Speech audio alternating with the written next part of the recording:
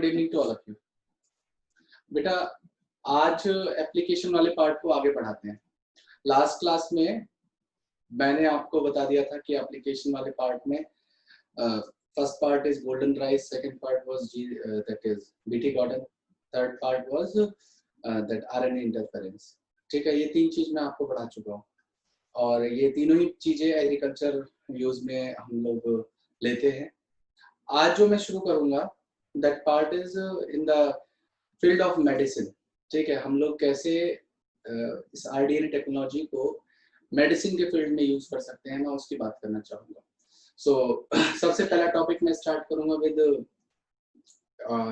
Genetic engineering human insulin, that is called Humulin. ठीक है, जो जेनेटिकली इंजीनियर्ड इंसुलिन बनाई गई उसको ह्यूमलिन कहा गया, उसकी बात करूंगा। उसके बाद मैं जीन थेरेपी की बात करूंगा और फिर ये दो पार्ट हमें इसमें पढ़ने हैं मेडिसिन के अंदर, और फिर हमें पढ़ना है मॉलिक्यूलर डायग्नोस्टिक के अंदर। मॉलिक्यूलर डायग्नोस्टिक के अंदर हम लोग पढ़ने वाले हैं एक तो आपका पीसीआर को कैसे यूज कर सकते हैं मॉलिक्यूलर डायग्नोस्टिक में, और दूसरी चीज है that is ELISA, enzyme linked immunosorbent. ऐसे इन दो पार्ट को पढ़ेंगे। So these are the topics which are going to be covered in this video lecture. कोशिश करेंगे ज्यादा से ज्यादा टॉपिक हम लोग कवर करें। ठीक है, तो मैं स्टार्ट करता हूँ टॉपिक को आज के, और and today's heading is biotechnological application in medicine. Biotechnological application in the medicine. सी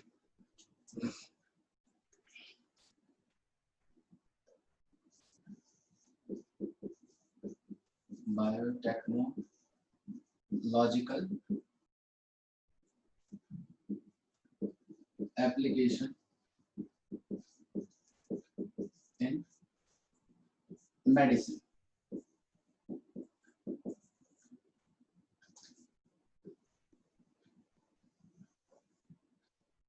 देखिए, जो सबसे पहला प्रोडक्ट मैं बताने वाला हूं जो मेडिसिन के अंदर हम लोग यूज करेंगे दैट इज जेनेटिकली इंजीनियर्ड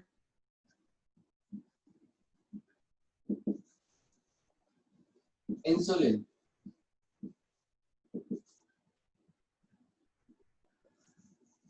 देखिए, इंसुलिन एक हार्मोन है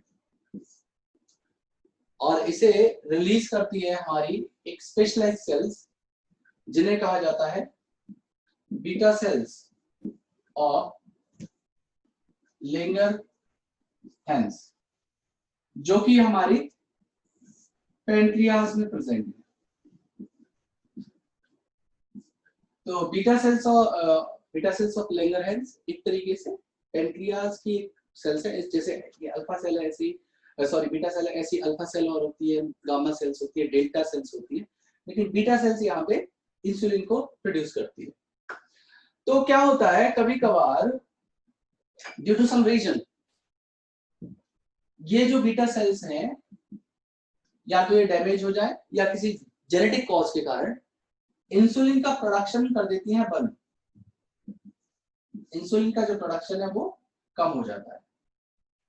अब सोचिए, इंसुलिन का जो प्रोडक्शन है वो हो गया कम, तो इसकी वजह से क्या होगा, इसकी वजह से जो इसका मेन फंक्शन है ब्लड शुगर को कंट्रोल करना, वो ये नहीं कर पाएगी और एक डिजीज अराइज होगा जिसे हम लोग कहते हैं डायबिटीज मेलाइटस टाइप 1।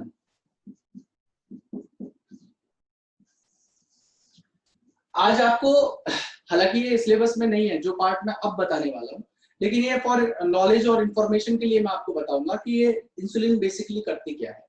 ठीक है, मतलब आपके दिमाग में बहुत क्वेश्चन होगा, आपको ये पता है कि इंसुलिन ब्लड शुगर को कंट्रोल करती है, आप सब जानते हैं, everyone know is aware that what exactly the function of insulin is. Everyone knows that it controls the blood sugar। ठीक है, अब ये नहीं होती तो ब्लड शुगर हमारी कंट्रोल नहीं हो पाती, ये भी आपको समझ में आ रही है बात। लेकिन मुद्दा यहाँ नहीं है, मुद्दा कहाँ पे आता है, मुद्दा आएगा कि ये बेसिकली सेल के साथ क्या इसका जो है इंटरेक्शन क्या रहता है। तो देखिए ये एक सेल है, ठीक है, और इसके आसपास से जा रही है हमारी ब्लड वेसल्स। ब्लड वेसल्स जो फूड हमारा डाइजेस्ट हुआ था, कार्बोहाइड्रेट्स जो हमने खाए थे, उन शुगर्स को ये लेके आ रही है। ये शुगर्स राउंड राउंड ये सब शुगर्स हैं, ये सब ब्लड के अंदर प्रेजेंट है हमारी, ठीक है जी।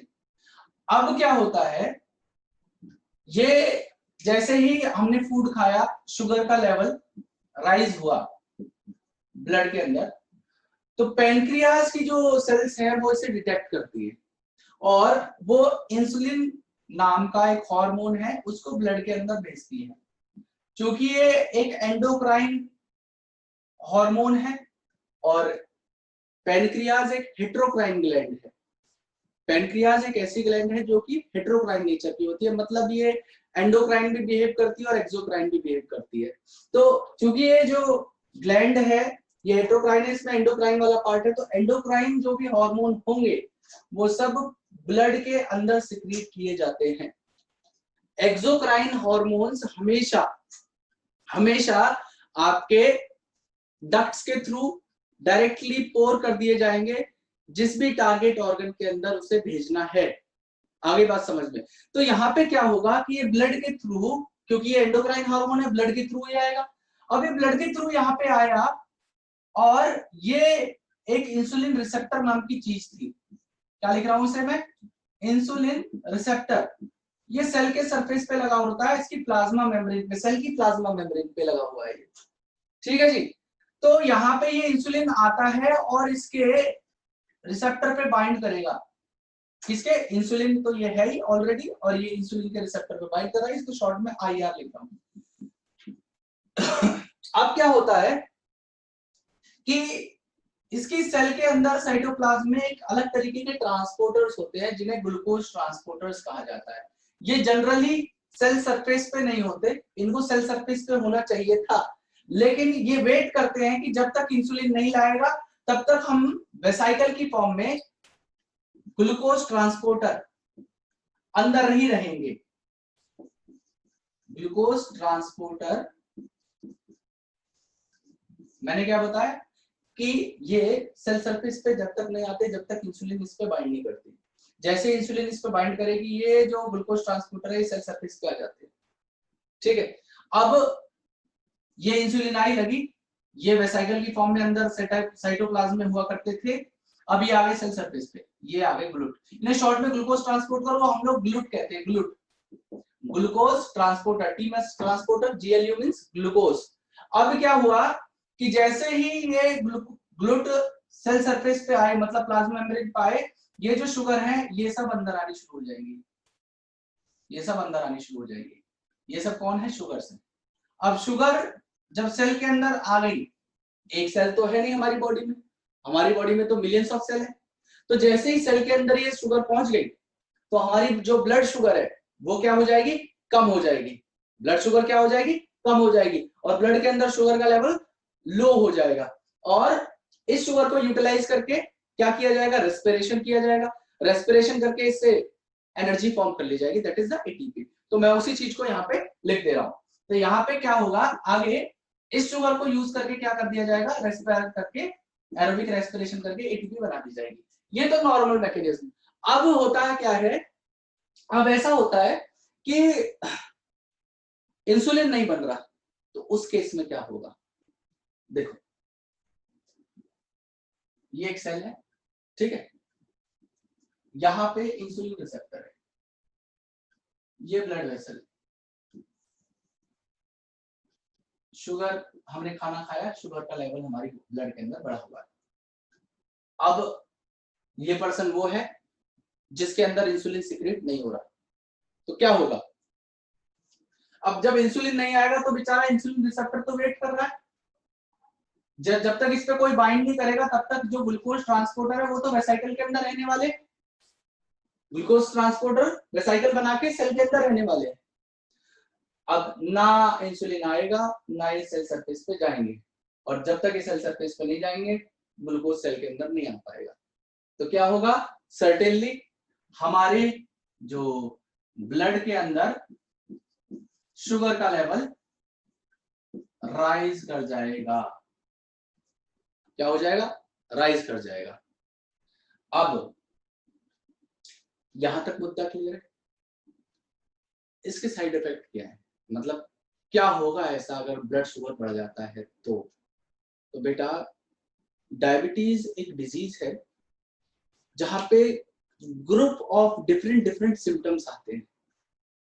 जैसे कि ब्लड शुगर बढ़ने की वजह से इस सेल के अंदर तो शुगर पहुंची नहीं, तो यहाँ पे एनर्जी सिंथेसिस हुआ नहीं, एटीपी जैसे बन रही थी सेल के अंदर, ये बनेगी नहीं। अब जब एनर्जी उस सेल के पास नहीं होगी तो सेल कहाँ से एनर्जी लाएगी?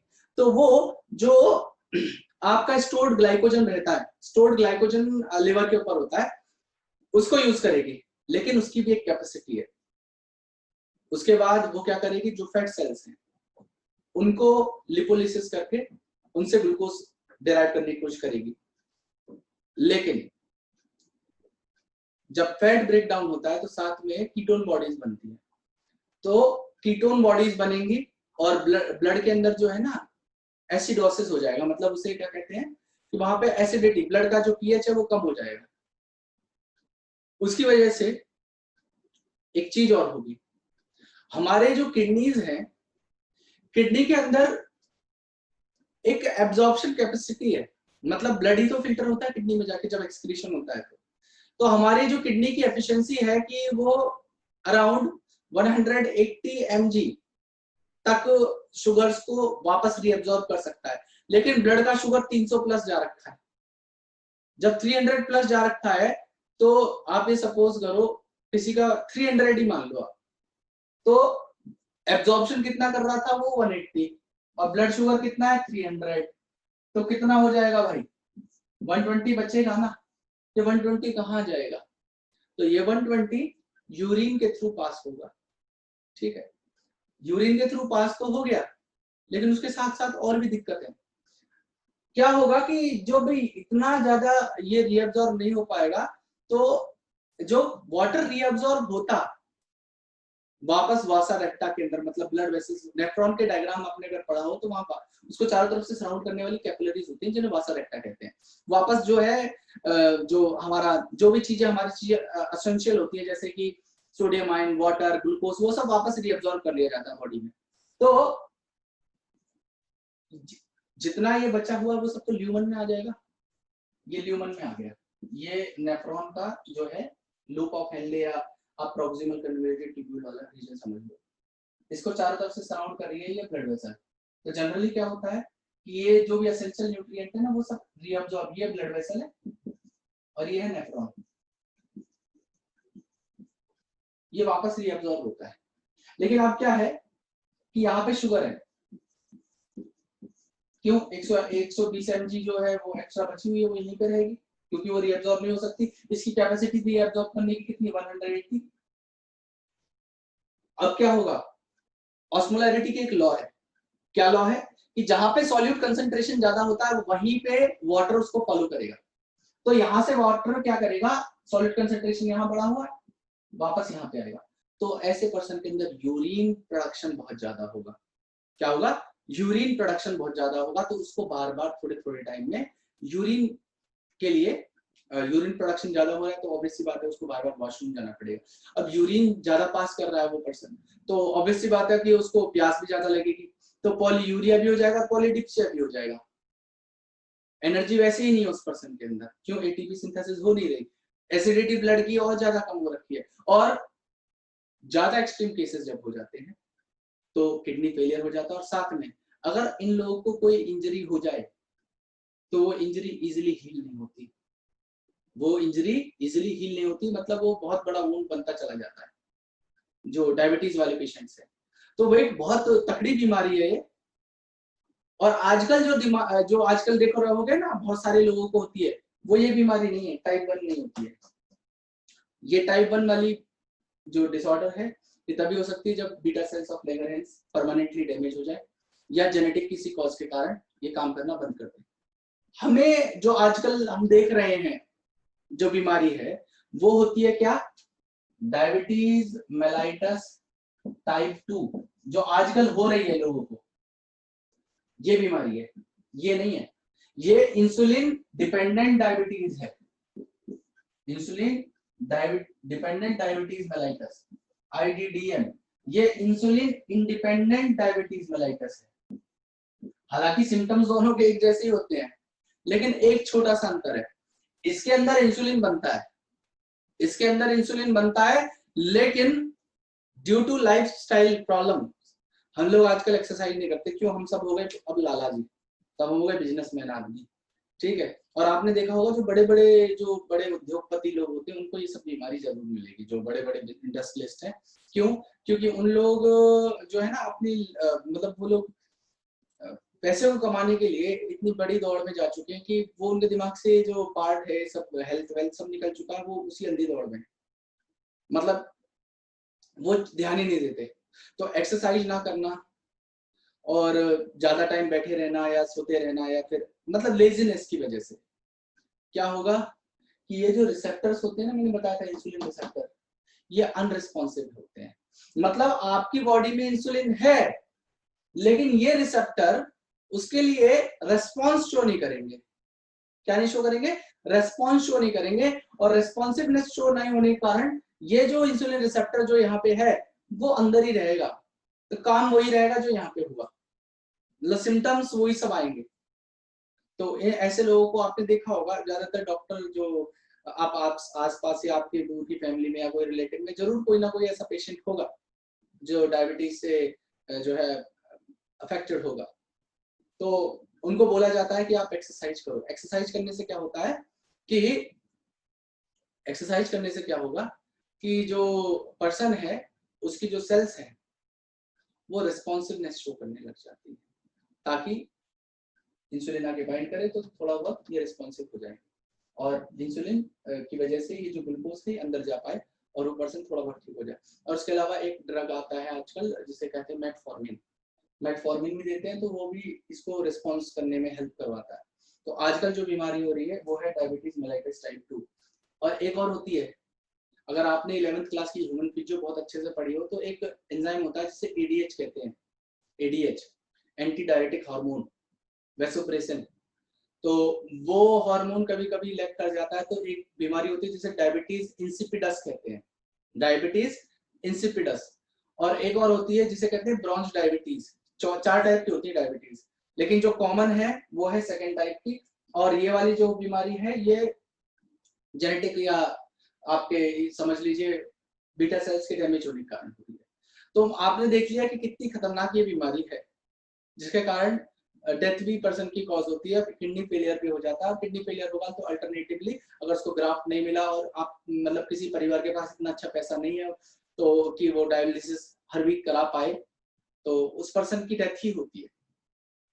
अब इसको ट्रीट करने की बात है, तो मैं यहाँ पे बात जो करूंगा मैं इसकी बात करूंगा। पहले इसके बारे में पता नहीं था, तो रिसेंटली ऑरिजिनेटेड है। पहले के टाइम में क्या हुआ था कि जो जिन लोगों के अंदर इंसुलिन प्रोडक्शन नहीं हो रहा उनकी बात हो रही है ये वाली। तो इंसुलिन प्रोडक्शन है नहीं और इंसुलिन डिपेंडेंट डायबिटीज मेलाइटस है, मतलब इनके अंदर इंसुलिन है ही नहीं, इनको बनाना है इंसुलिन। अब इंसुलिन बनाना है तो कहां से बनाया जाए? तो पहले के टाइम में क्या किया जाता था, जो कैटल्स होते हैं, पिग्स होते हैं, शीप्स होते हैं, जो आपके काउस बफेलोज है ना, काव्स जो होते हैं, इन सब के पैंक्रियास को उनको स्लॉटर हाउस में कट किया जाता था, उनके पैंक्रियास से इंसुलिन को निकाल लिया जाता था और इंसुलिन को निकाल के ह्यूमन के अंदर इंजेक्ट करवाया जाता था। तो एक तो आप सपोज करो आपने एक एनिमल किल किया, उसके बाद उसने आपसे इंसुलिन निकाला, इंसुलिन निकालने के बाद ऑब्वियस सी बात है आपने इतनी मेहनत करी है कि एनिमल को किल किया है और उससे निकाला, तो उसकी कॉस्ट भी तो बढ़ जाएगी। और जब कॉस्ट बढ़ गई उस चीज की तो गरीब आदमी उस चीज को यूज नहीं कर सकता। जो बड़ा पूंजीपति आदमी है, जो धनाढ़ आदमी है, जिसके पास बहुत अच्छा पैसा, वो तो उसका फायदा उठाएगा। लेकिन जो गरीब आदमी है मतलब जो अफोर्ड नहीं कर सकता उस चीज को, तो वो कैसे करे उस चीज के लिए? तो इसका एक कंक्लूजन निकाला, एक कंपनी थी जिसका नाम था एली लिली, अमेरिकन कंपनी थी। अब मैं वहां से शुरू करता हूँ, उसने क्या किया वहां से शुरू करता हूँ। उसने एक अल्टरनेटिव निकाला कि स्लॉटरिंग भी बंद हो जाए और उसकी कॉस्ट भी कम हो जाए इंसुलिन की, और वो इजीली अवेलेबल हो। और उसने सहारा लिया बायोटेक्नोलॉजी का। और बायोटेक्नोलॉजी का सहारा लेके उन्होंने जो इंसुलिन है उसको इंडस्ट्रियल स्केल पे प्रोडक्शन करना चालू करा, जिसमें ना तो किसी को मारने की जरूरत है। और चलो एक और बात थी कि इंसुलिन जो दूसरे एनिमल से लिया जा रहा था, after certain period of time वो एलर्जिक रिएक्शन शो करना लग रहा था। मतलब उसकी वजह से प्रॉब्लम्स जो है अराइज हो रही थी after certain period of time. तो आपने एक तो मारा, निकाला, पैसे भी दिए, उसके बाद आप दूसरी प्रॉब्लम भी ले रहे हो। तो उसका सबसे बढ़िया अल्टरनेटिव था बायोटेक्नोलॉजी के पास, और वो निकाला एली लिली ने। तो अब देखिए एली लिली ने क्या किया, देखिए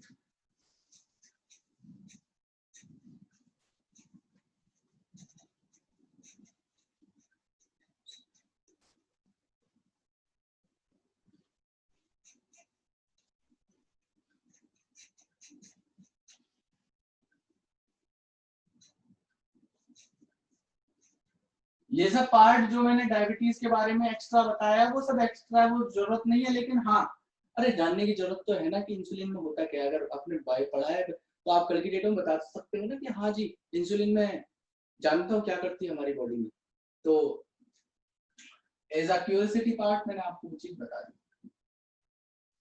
हाँ जी, तो अब देखिए अब क्या होता है कि जो इंसुलिन हार्मोन है ना, ये एक पेप्टाइड हार्मोन है, मतलब प्रोटीनेशियस नेचर का हार्मोन है, और ये बना हुआ है 51 अमीनो एसिड से। कितने? 51 अमीनो एसिड से। और इंसुलिन, आप एक और चीज जान लीजिए कि इंसुलिन जो हार्मोन है, यहाँ पे 2 यूनिट्स होती हैं इंसुलिन की। तो यहाँ पे एक ए चेन होती है जो कि 21 अमीनो एसिड की है, और एक होती है इसकी बी चेन जो 30 अमीनो एसिड की है, 30 अमीनो एसिड। और ये दोनों जो चेन है इंसुलिन की, ये आपस में, जैसे ये ए चेन, ये थोड़ी बड़ी होगी ना, 30 की है तो ये थोड़ी बड़ी बना दी, ये ए चेन हो गई आपकी और ये बी चेन हो गई। ये दोनों जुड़े हुए रहते हैं डाइसल्फाइड बॉन्ड से, 2 डाइसल्फाइड बॉन्ड इनके बीच में लगे हुए हैं। ठीक है जी, डाइसल्फाइड बॉन्ड लगा दीजिए। तो ये इंसुलिन का इस तरीके से होता है, ये 21 अमीनो एसिड वाला और ये 30 अमीनो एसिड वाला। तो अब एक चीज और है, इसका जो हमारी बॉडी के अंदर जब ये फॉर्मेशन हो रहा होता है तो डायरेक्टली ऐसे नहीं होता है, जैसे कि आपके सामने दिख रहा है ना स्ट्रक्चर कि ए चेन दिख रही है, बी चेन दिख रही है, दोनों बीच में डाइसल्फाइड बॉन्ड दिख रहा है। इसकी 3 फॉर्म बनती है जब ह्यूमन में जब ये नेचुरली सिंथेसाइज होता है, तो ये अलग अलग फॉर्म्स के थ्रू होके फाइनल ऐसा प्रोडक्ट बनता है। अब वो फॉर्म कैसी होती है तो ध्यान से समझिएगा, ध्यान से समझिएगा। होगा क्या, जब हमारे अंदर ये चीज फॉर्म हो रही होगी, हम सब लोग नॉर्मल है तो हम लोग के अंदर ये सब चल रहा होगा। हाँ जी,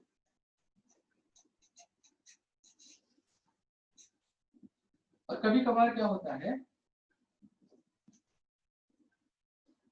एक टर्म है, कभी कभार क्वेश्चन आ जाए हाइपोग्लाइसीमिक और हाइपरग्लाइसीमिक, तो समझ लेना। हाइपरग्लाइसीमिक और हाइपोग्लाइसीमिक,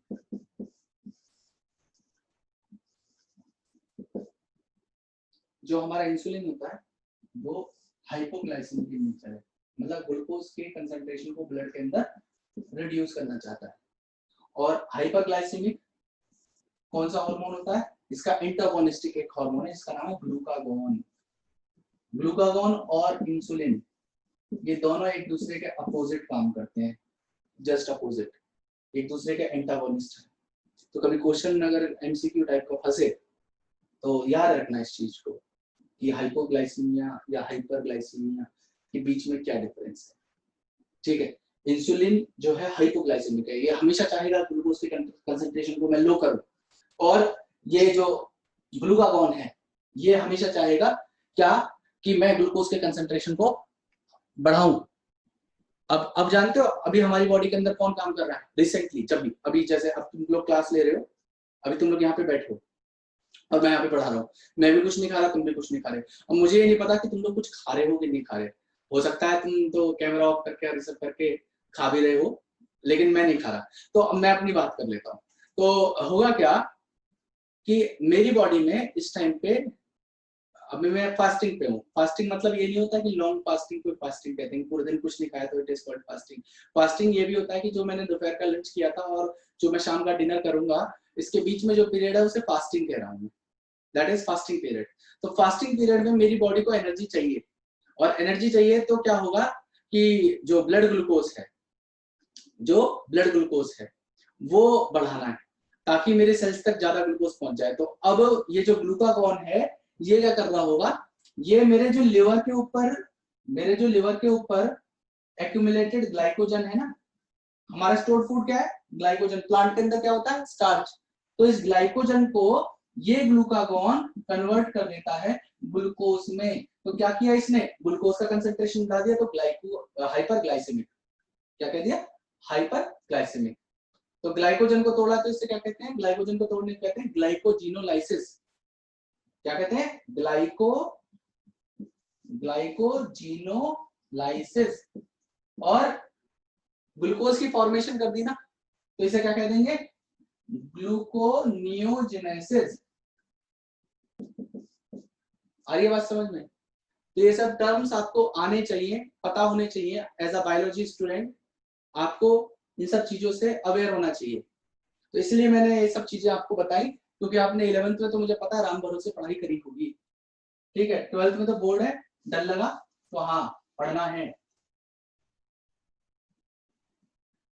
नहीं तो 11th में तो ये था ठीक है स्कूल वाले आएंगे देख लेंगे।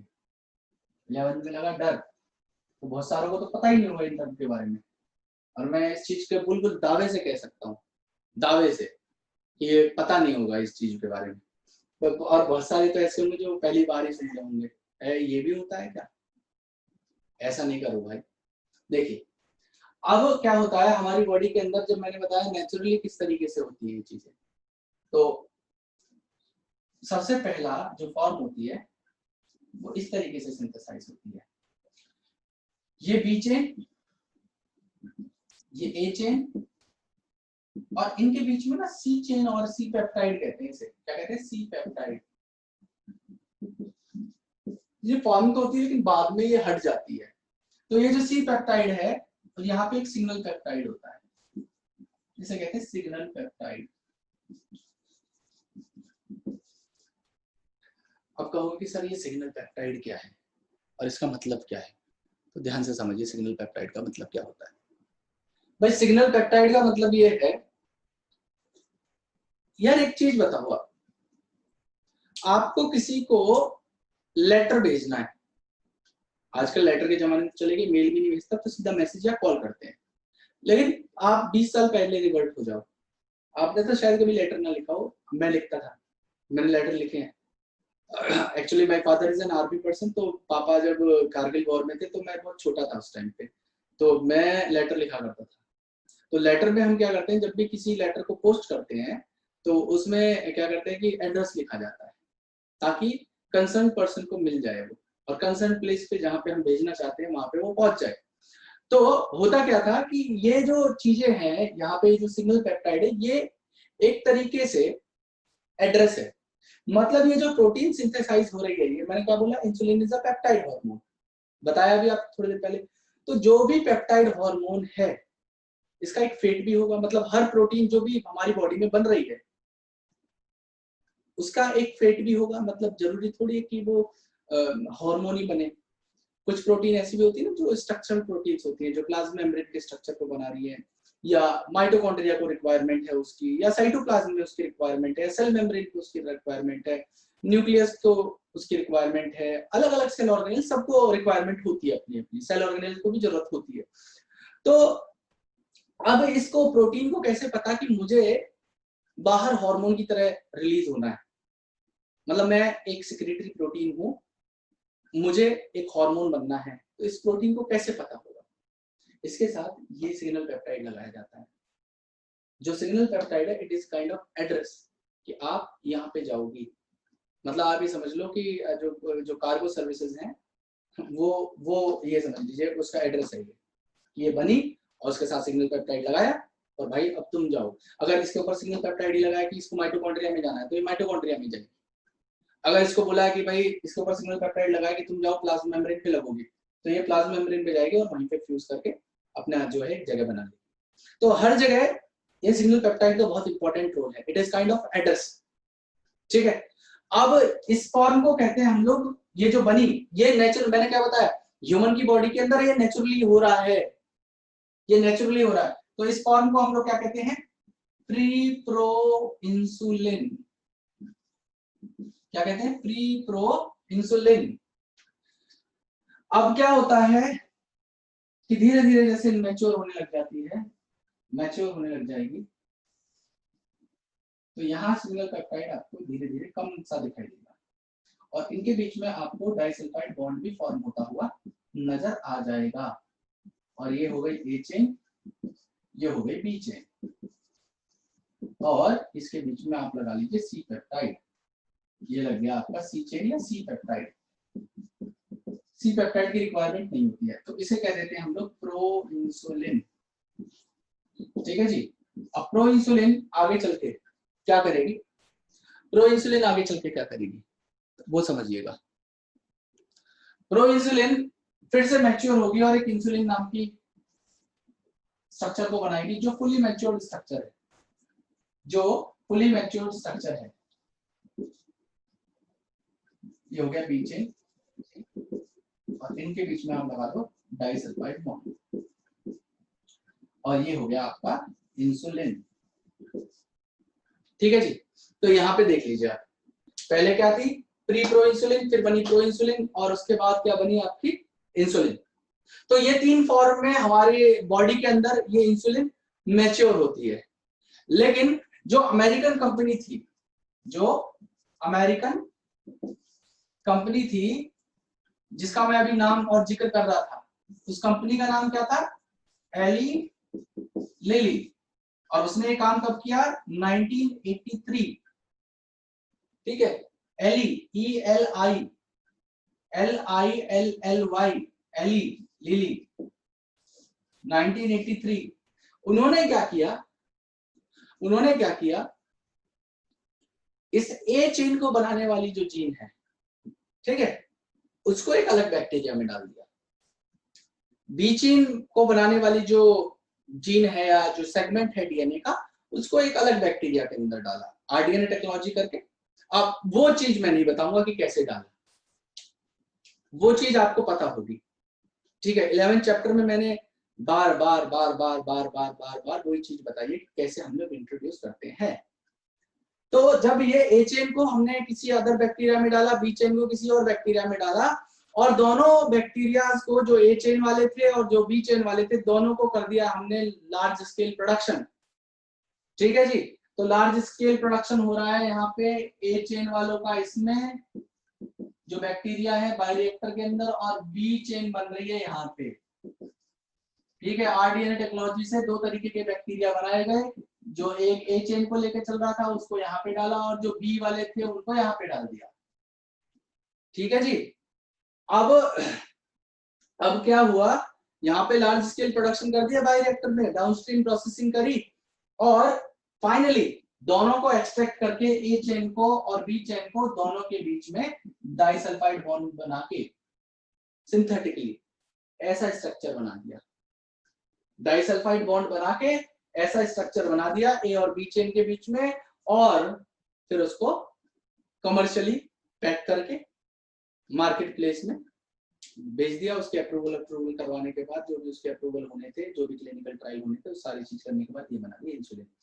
तो इसका श्रेय जाता है इस कंपनी को जिसने इस काम को किया, और प्रोसेस मैंने आपको बता दिया, और इसकी वजह से एनिमल किलिंग रुकी और प्राइस भी इसका कम हुआ और इजीली अवेलेबल हुई, क्योंकि किसी भी चीज की अवेलेबिलिटी बहुत बड़ी चीज है। आप भी जानते हो कि अगर कोई मेडिसिन, अभी मेरे एक भाई का एक्सीडेंट हुआ था, मैंने बताया था आपको, तो एक इंजेक्शन था जिसका नाम था टेट क्लॉक, ठीक है। वो इंजेक्शन मैंने बहुत जगह ढूंढा, मुझे नहीं मिला। उस इंजेक्शन की कॉस्ट थी लाइक 1600 के अप्रोक्सीमेटली वो इंजेक्शन था।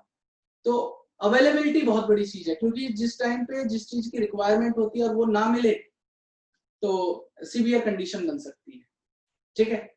तो अवेलेबिलिटी भी हुई और लोगों की जो वेलफेयर है वो भी बढ़ा। तो ये ह्यूमन इंसुलिन थी, और इस इंसुलिन को हाँ नाम दिया गया ह्यूमुलिन। क्या नाम दिया गया इसे? Humulin.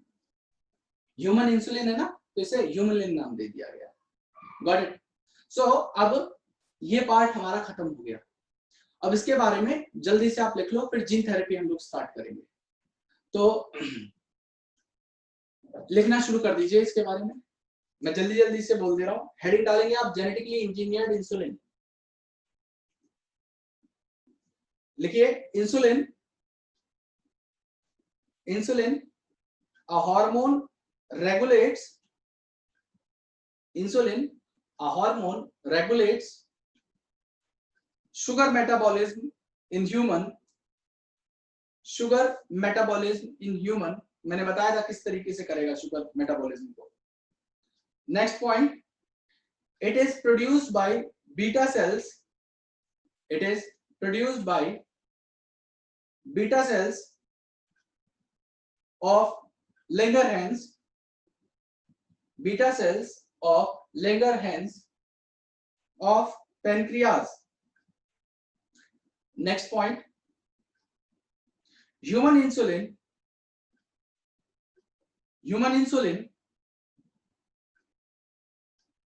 contain 51 amino acid, contain 51 amino acid arranged in two polypeptide chain, arranged in two polypeptide chain। The chain A has 21 amino acid, has 21 amino acid, while chain B has 30 amino acids। हाँ जी, और एक छोटी सी चीज और मैं बतानी भूल गया कि अब तक कितने ऐसी थेरापेटिक्स हैं जो जेनेटिकली इंजीनियर्ड अप्रूव हो चुकी हैं, और उसमें से कितनी हैं जो इंडिया में यूज हो रही है। तो आप एक और चीज मैं लिखवा दूंगा, मेंशन कर दूंगा। अब तक 30 ऐसे थेरापेटिक्स हैं या मेडिसिन हैं जिनको वर्ल्ड वाइड बना लिया गया है और मार्केटेड किया गया है अप्रूव करने के बाद। लेकिन इन 30 में से इंडिया के अंदर जो अवेलेबल हैं वो है हमारी 12 थेरापेटिक्स, जो कि आज की डेट में करेंटली मार्केटिंग जिनकी करी जा रही है, जिसमें वैक्सीन से लेके मेडिसिन तक सब कुछ हमारी बनाई जा रही है, ठीक है। सो आप नेक्स्ट पॉइंट लिखिए जो मैं इंसुलिन के बारे में लिखा रहा। देखिए, insulin is in great demand, insulin is in great demand due to increase in number of patients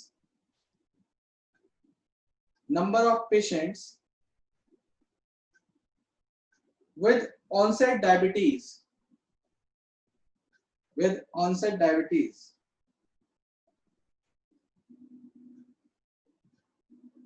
Next point, insulin ऐसे लिखिएगा, earlier insulin was extracted from pancreas of animals,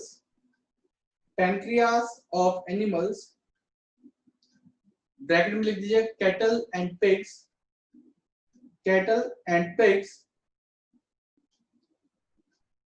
that causes allergy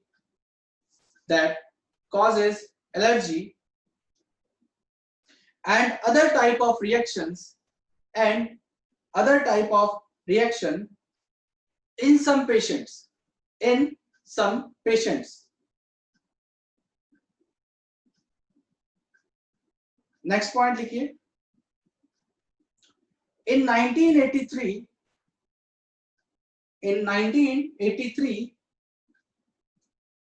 Eli Lilly, an American company,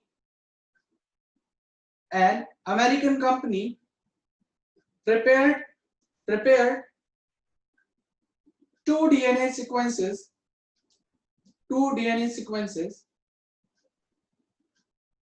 corresponding to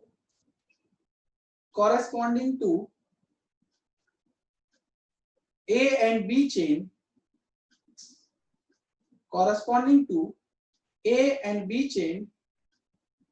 of human insulin, and introduce them in plasmid of E. coli to produce insulin chain.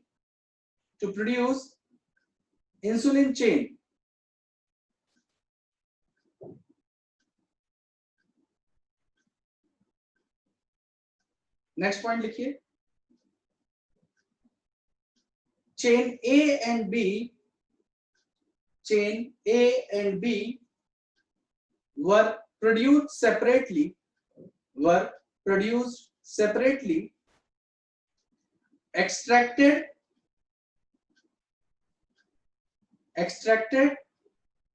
and combined by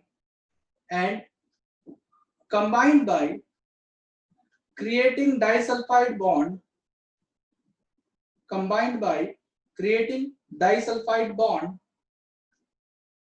to form human insulin.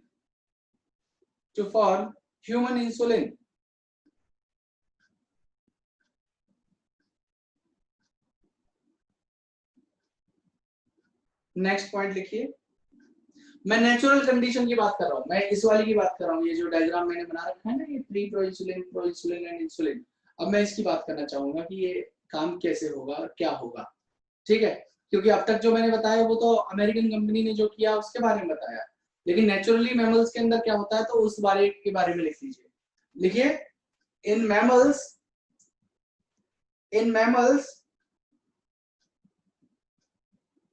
insulin is synthesized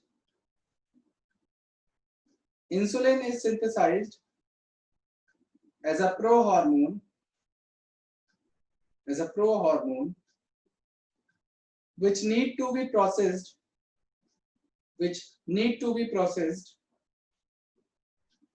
before it become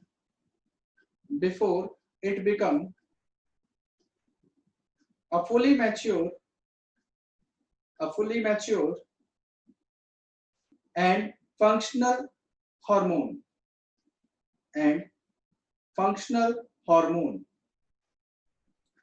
next point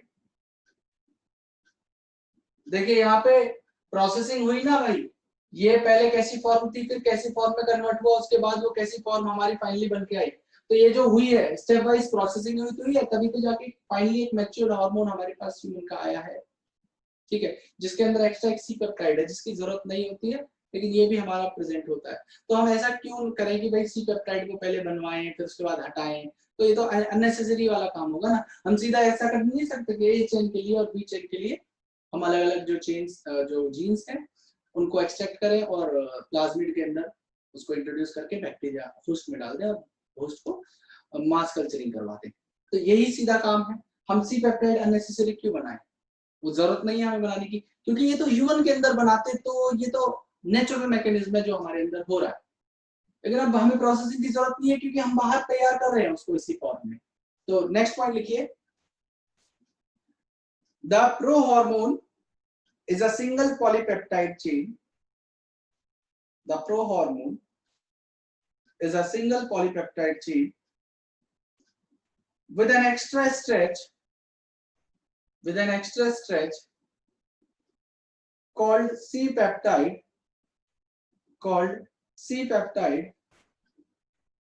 that is removed during maturation. इस diagram को बना लीजिएगा, इसको remove कर दिया जाता है, that is remove during maturation. तो ये वाला जो है आप बना लीजिएगा डायग्राम, ठीक है जी।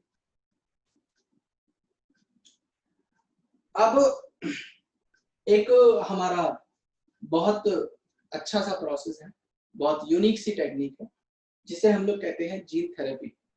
अब जीन थेरेपी के बारे में भी बता देता हूँ क्या होती है जीन थेरेपी।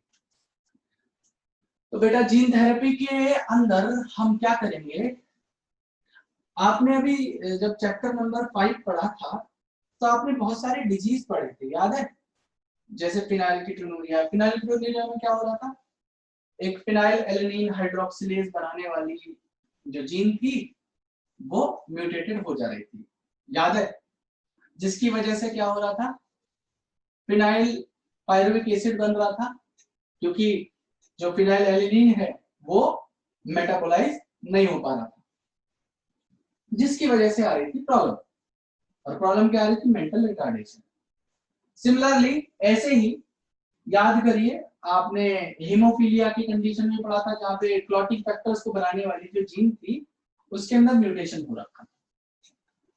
तो हम उस छोटी सी प्रॉब्लम के कारण, जैसे सिंगल सेल एनीमिया था, वहां तो सिंगल नाइट्रोजनस बेस बदल रहा था, याद है? सिंगल नाइट्रोजनस बेस बदलने की वजह से जीओजी की जगह जीएजी हो जा रहा था। उसके बाद ग्लूटामिक एसिड की वजह से हमारा जो है वहां पे कौन सा अमीनो एसिड आ रहा था आपका, टायरोसिन आ रहा था। कौन सा अमीनो एसिड आ रहा था, मेरे दिमाग से स्लिप हो रही है अभी बात।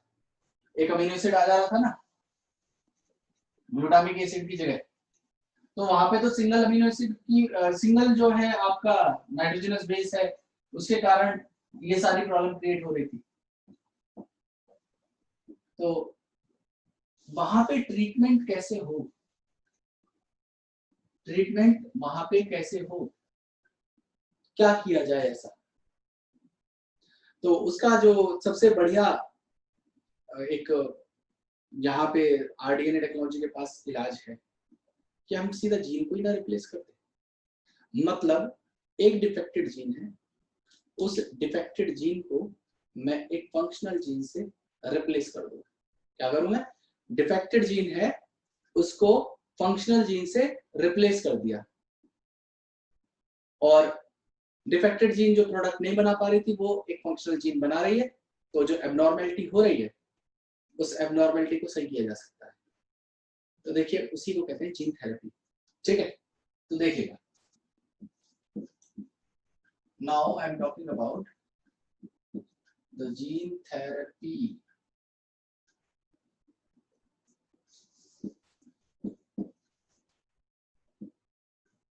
In gene therapy, what we do? We replace the defective gene with a functional gene. ठीक है, हम फंक्शनल जीन को बाहर ही विट्रो सिंथेसाइज करवा के इस जीन को इसकी जगह लगाते हैं। अब ये किया कैसे जाएगा और किया कैसे गया था, पहली बार कब हुआ था, कैसे किया गया था? तो भाई ये पहली बार हुआ क्या था, जनरली पहली बात तो ये जानना जरूरी है कि डिफेक्टेड जीन क्यों बनी। डिफेक्टेड जीन बनी म्यूटेशन के कारण, म्यूटेशन हुआ था जिसकी वजह से वहां पे कुछ बेस पेयर बदल गए और एबनॉर्मलिटी आ रही है, क्योंकि डिफेक्टेड जीन है तो उस पॉलीपेप्टाइड को या उस हार्मोन को या जिस भी एंजाइम को एक्सपोर्ट कर रही थी वो नहीं कर पा रही। फंक्शनल जीन ये काम करती है। अब जब ये कुछ नहीं हो पा रहा तो उसकी वजह से कोई ना कोई एबनॉर्मल कंडीशन आती है। तो ऐसी एक प्रॉब्लम हुआ करती थी जिसको कहा जाता है स्किड। स्किड का मतलब होता है सिवियर कंबाइंड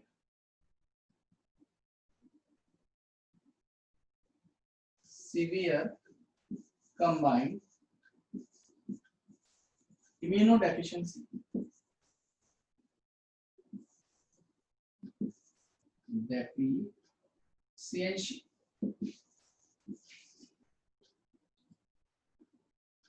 इस डिजीज के अंदर क्या होता है, तो एक एंजाइम होता है जिसका कहते हैं हम लोग शॉर्ट फॉर्म में एडीए। क्या है? एडीए, एडिनोसिन डीएमिनेज, इसकी फुल फॉर्म है डीएमिनेज।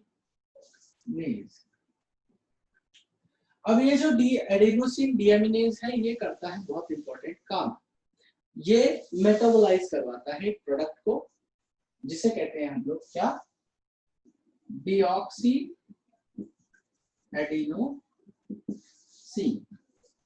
और इस डीऑक्सी एडिनोसिन को ब्रेक डाउन करवा के ये यूरिक एसिड के अंदर कन्वर्ट कर देता है। कौन? ये डीऑक्सी एडिनोसिन। अब क्या हुआ कि ये जो एडीए को बनाने वाली जीन थी, क्या थी? एडीए जीन, जो क्या कर रही थी? एडिनोसिन डीएमिनेज को बना रही थी। अब वो जीन के अंदर हो गया म्यूटेशन। क्या हो गया? म्यूटेशन। अब म्यूटेशन होने के कारण ये जो एडीए है वो अब सिंथेसाइज नहीं हो रहा, तो डीऑक्सी एडिनोसिन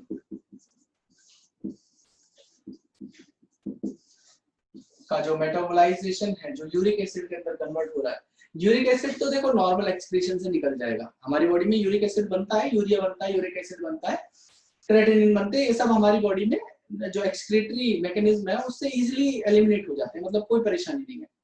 लेकिन दिक्कत क्या है कि जो ये डीऑक्सी एडिनोसिन है ये जब तक मेटाबोलाइज होकर यूरिक एसिड ना बने तो ये क्या करेगा? बॉडी के अंदर हो जाएगा एक्यूमुलेट, इसका लेवल बढ़ता चला जाएगा।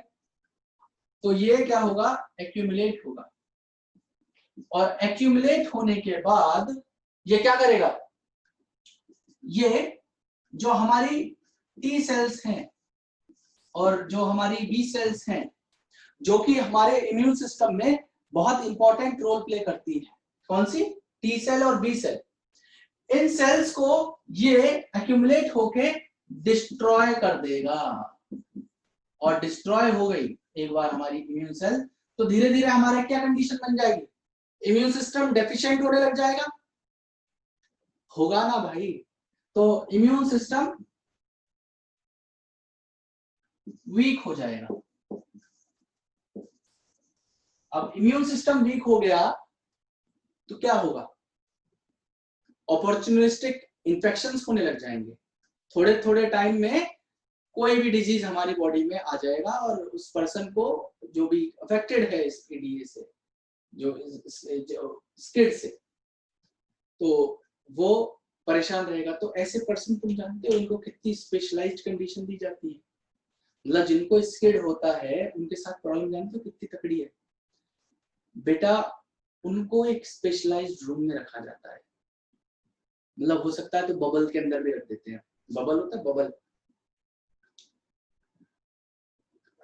मतलब उसका होता है ट्रांसपेरेंट होता है वो, मतलब उसका बबल को बनाने का मेन पर्पस ये है कि बाहर की इंफेक्टेड एयर उसके पास ना जाए। मतलब जैसे हम लोग अभी, मैं यहाँ में नॉर्मली खड़ा हूँ, तुम लोग अपने घर में नॉर्मली बैठे हो, वो लोग ऐसे नॉर्मली नहीं, मतलब वो हल्की फुल्की एयर में भी इन्फेक्ट हो जाएंगे। मतलब उनको जो आप कपड़े दोगे, जैसे हम लोग धुले हुए कपड़े कभी भी पहन लिए, है ना, खाना कैसे भी खा लिया, हमें कुछ नहीं होता। लेकिन ऐसे लोगों को जो फूड है वो भी स्टेरलाइज करके दिया जाता है, इनको जो इनके क्लोथ्स हैं उनको भी स्टेरलाइज करके दिया जाता है। मतलब बहुत, मतलब आप समझ लीजिए ना कि नाम ही डिजीज से पता चल रहा है कि सीवियर कंबाइंड इम्यूनोडेफिशिएंसी, सीवियरली इम्यूनोडेफिशिएंट है ये लोग। मतलब थोड़ी थोड़ी बात में इनको प्रॉब्लम्स आती रहेंगी और ज्यादा इनका बड़ा लाइफ स्पेन नहीं होता। तो इस डिजीज को ट्रीट करना था, क्या हो रहा था मैं फिर से एक बार और बता दे रहा हूँ। डिजीज का नाम है स्किड, सीवियर कंबाइंड इम्यूनोडेफिशिएंसी। जो इसके अंदर मेन क्रूशियल कल्प्रिट है जो इसको डिजीज को करवा रहा है वो है एडिनोसिन डीएमिनेज। हुआ क्या कि एडिनोसिन डीएमिनेज जब नॉर्मल, जैसे हम लोग के अंदर क्या है, ये वाली कंडीशन है, ये वाली जो चल रही है, एडिनोसिन डीएमिनेज प्रॉपर्ली सिंथेसाइज हो रहा है।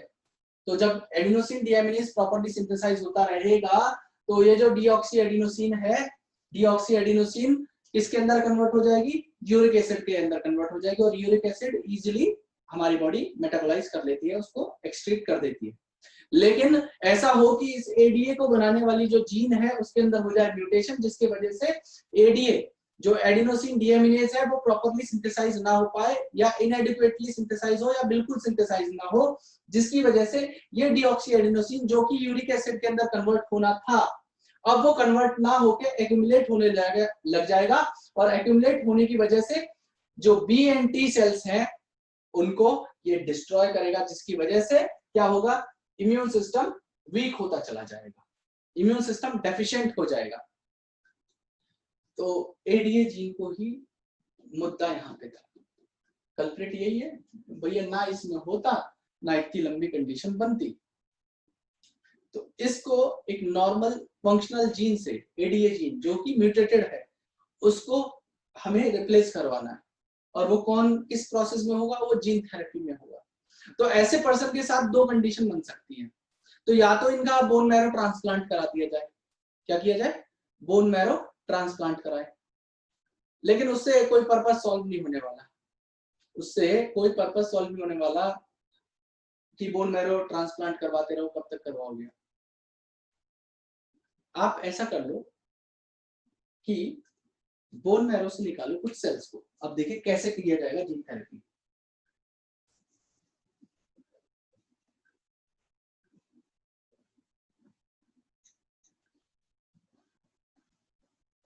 और पहली बार ये जो किया गया था ना जीन थेरेपी, ये 1990 में किया गया था। एक लड़की थी 4 साल की शायद, हाँ एज पर आई रिमेम्बर, उसका नाम था अनिस्ती डिसिल्वा आई थिंक, ठीक है। उसके अंदर ये जीन थेरेपी पहली बार की गई थी, first time 4 year old girl में की गई थी ये जीन थेरेपी, जो इस किड से अफेक्टेड थी, ठीक है। तो यहाँ पे क्या करेंगे, पहली कंडीशन तो हम ये कर सकते हैं कि भाई बोन मैरो ट्रांसप्लांटेशन कर दें, बोन मैरो ट्रांसप्लांटेशन कर दें। ये तो एक नॉर्मल ट्रीटमेंट है, लेकिन एक होगा कि जीन थेरेपी लेवल पे करा जाए, तो उसमें क्या करेंगे हम लोग, see this is the bone, this is the bone, ये है बोन मैरो। हम बोन मैरो को ट्रांसप्लांट ना करके हम बोन मैरो से निकाले टी सेल्स को, इसको निकाले टी सेल्स को, ठीक है। तो ये आपने टी सेल निकाल ली। अब क्या करें हम लोग, इस टी सेल के अंदर ही वो डिफेक्टेड जीन है, उसको रिप्लेस करना है हमें। तो हम क्या करते हैं, एक फंक्शनल जीन है ये है नॉर्मल एडीए जीन, ये फंक्शनल है भाई। हम इस फंक्शनल जीन को ट्रांसफर करना चाहते हैं इस टी सेल के अंदर। तो याद करो डिसआर्मिंग मेथड फिर से, तो रेट्रोवायरस को लिया, उसके जीनोम को निकाल दिया, एडीए जीन को यहाँ पे डाल दिया, इसको रेट्रोवायरस को, कौन है ये रेट्रोवायरस, अब इस रेट्रोवायरस को बोला कि भाई तुम जाओ और इस टी सेल को अफेक्ट करो। ये रेट्रोवायरस आया और इसने अफेक्ट करके इसने ये जो एडीए जीन है इसको यहाँ पे ट्रांसफर कर दिया। अब हम क्या करेंगे, इस टी सेल को वापस यहाँ पे जो है ट्रांसफर कर देंगे। तो अब ये फंक्शनल एडीए जीन लेके जा रहा है कौन, टी सेल। तो यहाँ पे ये पहुंच गए एडीए जीन के साथ टी सेल्स हैं। तो अब क्या करेंगे, एडिनोसिन डीएमिनेज को बनाएंगे, और जब वो एडिनोसिन डीएमिनेज बनने लग जाएगा तो क्या होगा, पर्सन का जो इम्यून सिस्टम है वो धीरे धीरे सुधरने लग जाएगा और वो पर्सन हेल्दी हो जाएगा। क्या हो जाएगा, हेल्दी हो जाएगा। तो इस तरीके से जीन थेरेपी हम लोग कर सकते हैं। और ये बात समझिए, मैं फिर से बता रहा हूं, एक बार फिर से स्टेप को रिपीट कर दे रहा हूं। This is the bone marrow, bone marrow से मैंने निकाली टी सेल्स, टी सेल निकाल ली, इसके अंदर ही डिफेक्ट था। मैंने क्या किया, एक बाहर एडीए जीन को सिंथेसाइज कराया, बन जाता है बेटा। आजकल जब प्राइमर बन सकते हैं तो जीन क्यों नहीं बन सकती? तो जीन भी सिंथेसाइज होती है। इस जीन को मैंने क्या किया, इस रेट्रोवायरस को डिसआर्म किया और इसके जीनोम को हटाया और एडीए जीन को इसके अंदर डाल दिया। ठीक है, अब इस रेट्रोवायरस के अंदर जीन कौन सी है? एडीए। इस रेट्रोवायरस को बोला कि तुम जाओ और इस टी सेल को इन्फेक्ट करो। ये आया, इसने इन्फेक्ट करा और एडीए जीन को इसमें ट्रांसफर कर दिया। अब ये एडीए जीन क्या करेगी, इसके अंदर टी सेल के अंदर आ गई। अब इस पूरी टी सेल को उठाया और मैंने बोन मैरो में वापस इसको ट्रांसप्लांट कर दिया या ट्रांसफर कर दिया। और जब मैंने इसको ट्रांसफर किया तो अब फंक्शनल एडीए जीन लेके आई है, तो ये फिर से एडेनोसिन डीएमिनेज को बनाएगी, जिसकी वजह से धीरे धीरे इसका इम्यून सिस्टम जो पेशेंट है वो इंप्रूव होने लग जाएगा और वो पर्सन हेल्दी हो जाएगा। तो ये पहला केस कब किया गया था? इन ईयर 1990। और कौन थी वो? 4 ईयर ओल्ड गर्ल थी, जिसके अंदर ये काम पहली बार किया गया था। आगे बात समझ में। अब एक चीज और है, ये भी 2 लेवल पे हो सकती है। सोमैटिक जीन थेरेपी भी हो सकती है, हालांकि सिलेबस में नहीं है लेकिन थोड़ा सा आप जान लीजिए। एक होती है सोमैटिक जीन थेरेपी और एक होती है जिसे कहते हैं germline gene therapy. Somatic gene therapy क्या होगी? जैसा कोई हेरिडिटरी डिजीज है जो इनहेरिट होता चला जा रहा है, तो आप ये सोचो, जब जब जब कोई इन्फेक्टेड जीन है जिसकी वजह से वो एक जनरेशन से दूसरी जनरेशन में वो जेनेटिक डिसऑर्डर ट्रांसफर हो रहा है, तो आपने उस जनरेशन के एक पर्सन को उठाया और उसके अंदर इस चीज को कर दिया, मतलब जीन थेरेपी कर दी। तो आपने क्या किया, उस पर्सन के अंदर किया तो उसकी सोमैटिक सेल के अंदर किया, वो उसी पर्सन तक रेस्ट्रिक्ट रहेगा, मतलब वो अपनी जो प्रोजेनी है उनके अंदर वही डिफेक्टेड जीन भेजेगा। वो तो नॉर्मल हो गया क्योंकि उसके अंदर जीन थेरेपी हमने करवा दी। तो जब भी हम लोग सोमैटिक सेल्स के अंदर जीन थेरेपी करते हैं वो उस पर्सन को तो इंप्रूव करेगी, लेकिन उसके जो ऑफस्प्रिंग होंगे वो फिर से डिफेक्टेड पैदा होंगे, मतलब उनके अंदर ये डिफेक्ट होगा ही होगा। लेकिन अगर हम लोग जर्मलाइन जीन थेरेपी करें, मतलब जाइगोट के अंदर लेवल पे जाके करते, तो जाइगोट क्या होता है? सिंगल सेल, याद करो, सिंगल सेल ही तो होता है जाइगोट। अगर जाइगोट के अंदर मैं नॉर्मल जीन को ट्रांसफर कर दूं तो जाइगोट आगे चल के क्या करेगा? डिवाइड करेगा और वही एक सेल तो पूरा एक ऑर्गेनिज्म बनती है। तो हर सेल के अंदर वो नॉर्मल जीन होगी और जब गैमेट भी बनाएगा वो या बनाएगी तो उसके अंदर क्या होगा? नॉर्मल जीन होगी, ना कि डिफेक्टेड। तो उसकी आगे आने वाली जो प्रोजेनी है वो भी सुधर जाएंगी। लेकिन अगर सोमैटिक जीन थेरेपी होती तो वो उस तक ही सीमित रहता, उसकी प्रोजेनी को वो ट्रांसफर नहीं होगा। आ गई बात समझ में? तो ये होती है आपकी सोमैटिक और जर्मलाइन जीन थेरेपी। ठीक है जी। तो अब जीन थेरेपी के बारे में कुछ कॉमन पॉइंट्स हैं, उन्हें मेंशन कर लीजिए। ज्यादा नहीं है, बहुत थोड़ा सा है। लिखिए इसके बारे में, लिखिए हेडिंग डालिए जीन थेरेपी। इसमें लिखिए it is a technique, it is a technique for correcting a defective gene through gene manipulation Next point, it involves the delivery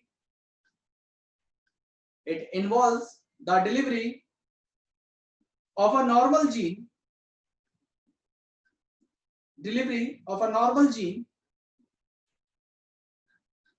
into the individual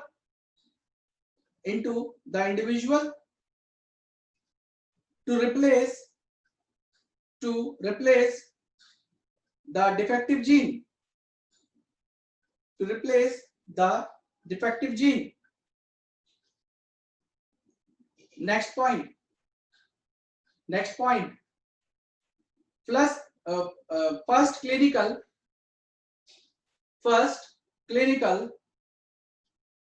gene therapy was given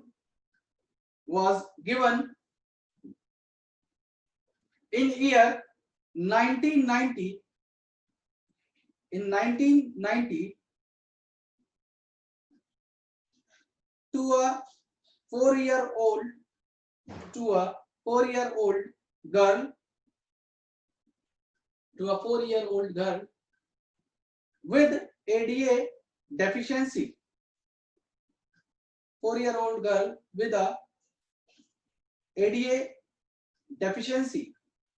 ADA की full form लिख लेना, adenosine deaminase, full form लिख लेना, तुम भी ADA लिख के आओगे, पूरी लिख के आना, एडिनोसिन डीएमिनेज, एमिनेज, ठीक है जी, ADA डेफिशिएंसी। नेक्स्ट पॉइंट लिखिए, this disorder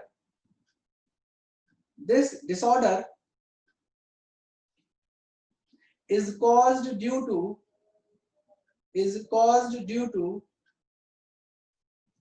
deletion of gene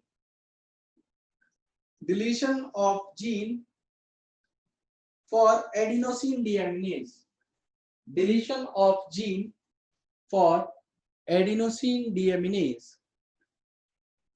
next point लिखेंगे आप, द एंजाइम क्रूशियल फॉर, ये एडिनोसिन डीएमिनेज क्या है, एक एंजाइम है, the enzyme crucial for the immune system to function, for the immune system to function। Next point, this enzyme is required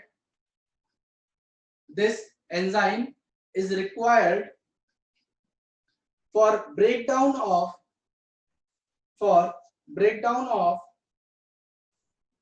deoxyadenosine,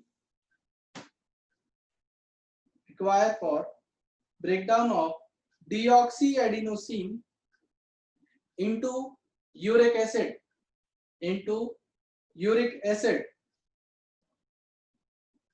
Next point, in the absence of ADA,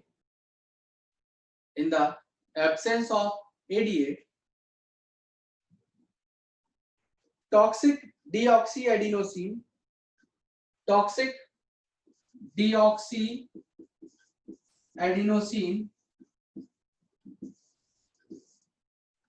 spelling is accumulated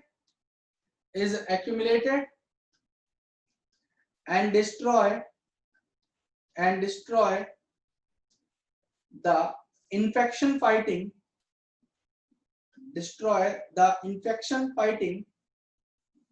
immune cells called T cells and B cells, ठीक है। ये तो रही बात disease की। अब heading डालिए treatment, heading डालेंगे ट्रीटमेंट, तो ट्रीटमेंट किस तरीके से किया गया इसका लिखिए, the individual suffering from this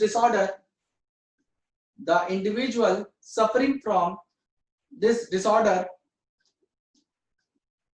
can be cured by transplantation of bone marrow cells।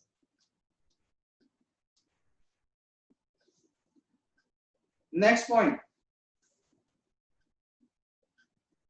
the next step involves the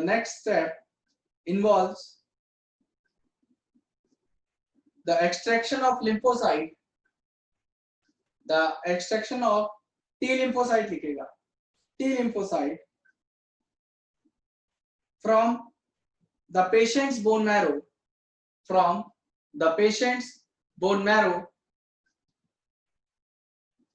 then a functional gene for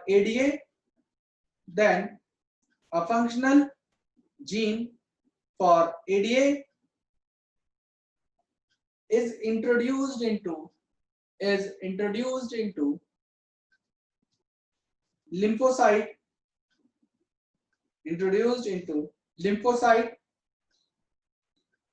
with the help of retrovirus.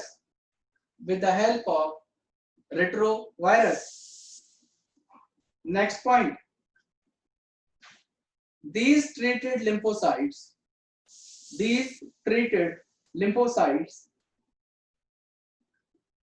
containing ADA gene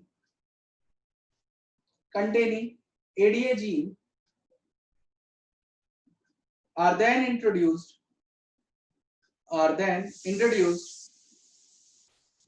into the patient's bone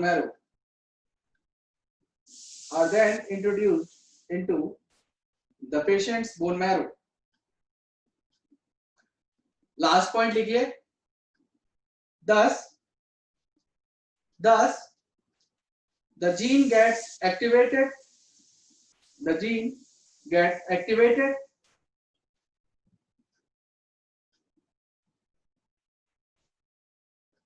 producing functional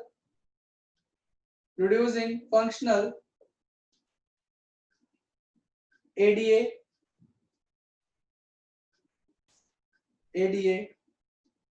and activating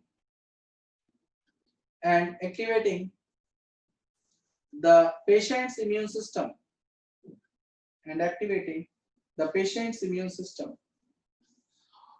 अब एक काम और कर लीजिए आप, हालांकि syllabus में वो गिवन नहीं है और ना पूछा जाएगा, लेकिन फिर भी आप ये लिख लीजिए, there are two type of gene therapy, first is somatic gene therapy and germline gene therapy. Somatic and germline gene therapy, इन दोनों के बारे में मेंशन कर लीजिए। सोमैटिक जीन थेरेपी के बारे में एक पॉइंट पे ऐसे ही मेंशन कर लीजिएगा कि somatic gene therapies are means the correction, जो भी हमने करेक्शन किया है वहां पे मतलब एक नॉर्मल जीन को डाल के it will not gate inherit, ठीक है, वो इनहेरिट नहीं होगा। और दूसरी में लिख लीजिएगा जर्मलाइन जीन थेरेपी में यहाँ पे हम चेंज जो लेके आएंगे, या तो जर्म सेल्स के अंदर लेके आएंगे मतलब स्पर्म और ओवा में, या जाइगोट के अंदर चेंज लेके आएंगे और ये इनहेरिट होगा एक जनरेशन से दूसरी जनरेशन में सीधा सीधा। पहले वाले में इनहेरिटेंस नहीं होगा डिफेक्टेड जीन का, प्रोजेनी एज यूजुअल डिफेक्टेड ही पैदा होगी, लेकिन अगर हम लोग जर्मलाइन जीन थेरेपी कर देते हैं तो आपका वो इनहेरिटेंस का होगा। लेकिन एक चीज और है, अच्छा एक बात बताओ, जो इतना बढ़िया है तो यूज क्यों नहीं हो रहा, मतलब इंडिया में क्यों नहीं है? सुना कभी ऐसा होते हुए? 1990s में हो गया और इंडिया के अंदर अब तक नहीं आया, 2020 हो गया बेटा। इसके साथ तो इसके डिसएडवांटेज बहुत सारे हैं, हालांकि हमें पढ़ने नहीं, लेकिन सुन लीजिए। इसके साथ क्या होता है कि आपने एक डिसऑर्डर को सही करने के लिए एक जीन थेरेपी की, अब जरूरी थोड़ी है वो जीन जाके बिल्कुल करेक्ट लोकेशन पे लगे। किसी नॉर्मल फंक्शनल जो जीन पहले से हुआ करती थी अगर उस लोकेशन पे जाके लगी तो पहली वाली प्रॉब्लम तो एज इट इज रहेगी, एक नई प्रॉब्लम और हो जाएगी। ऐसा हुआ 2000 के करीब में जीन थेरेपी की गई 10 बच्चों में, नए न्यू बॉर्न थे, उनके अंदर जो प्रॉब्लम थी वो तो मतलब सही हुई नहीं, उनको ब्लड कैंसर और हो गया। हालांकि इसको बाद में ब्लड कैंसर को ट्रीट कर लिया गया, लेकिन फिर भी आप ये सोचिए अगर उसको ट्रीट नहीं किया जाता तो क्या प्रॉब्लम, मतलब क्या कॉन्सिक्वेंसेस होते। वो तो कहेंगे यार इससे अच्छा तो हम उसी हालत में ठीक थे जो पहले थी, अब तो ये नई बीमारी और दे दी हमें। तो मतलब ये इतना ज्यादा रिलायबल नहीं है, मतलब कि एक कह सकते हैं बिल्कुल पुख्ता ट्रीटमेंट हो गया, हाँ बिल्कुल अगर हो रहा है तो बिल्कुल सही करेगा, ऐसा नहीं है।